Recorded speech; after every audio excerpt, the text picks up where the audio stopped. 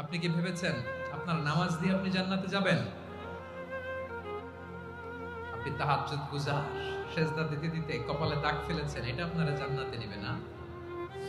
আপনি এলাকার সবচেয়ে বড় হাতেম তাই দানশীল, এই দানের ভরসায় বসে আছেন।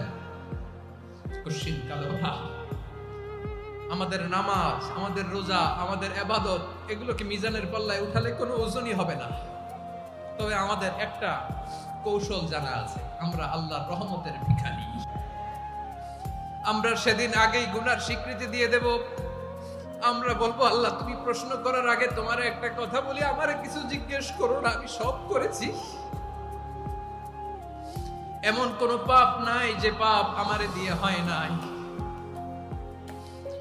তোমার রহমত দিয়ে তুমি জান্নাতে পাঠাবা, তোমার দয়ায় জান্নাতে যেতে চাই, আমল দিয়ে না। পারবেন বলতে?